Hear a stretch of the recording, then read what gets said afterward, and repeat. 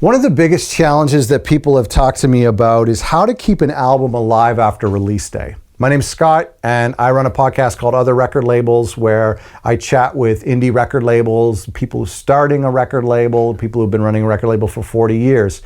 I'm putting together this series on how to start a record label for my friends and people out there who are thinking about starting a record label.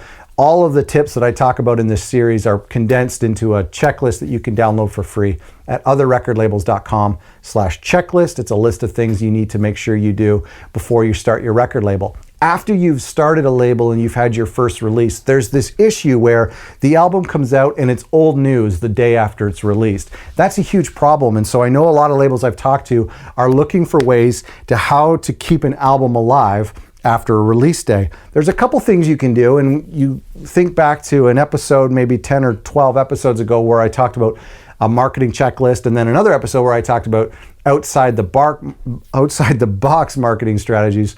You'll want to look those up because this will include some of that. But when you're keeping an album alive after a release day, one of the things I will say is expect the album to disappear from the radar immediately. So while you're developing your pre-release strategy, you should also have another page developing your post-release strategy. So don't put all of this emphasis into the release day and then just hope that it stays afloat. Imagine it like a hot air balloon and you have to keep pumping fuel and flame into, or however that works. And so you really need to keep on filling the tank of the album release. So when you're developing a pre-release strategy, develop a post-release strategy at the same time. That can include things like music video or music videos, saying, okay, we've got this great music video. Do we release it on the release day or do we wait a month? Because releasing on the release day, we're already getting all this fanfare about the album itself. Let's wait a month until it dies down and then release the music video.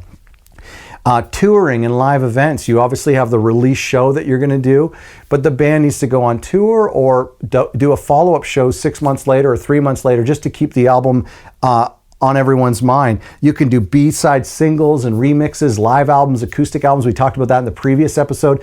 Encouraging your artists to be prolific, not just because fans want to hear more from their artists, but because it's actually beneficial to keep the album alive by doing an instrumental version of that album or an acoustic version of that album.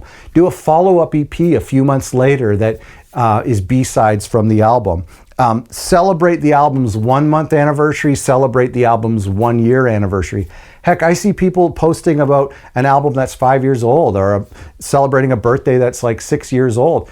Don't be ashamed to do that. We need to look for outside the box ideas to keep an album alive after release date. That's a huge problem. So like I said, when you're planning your pre-release strategy, also be planning your post-release strategy. That's really important.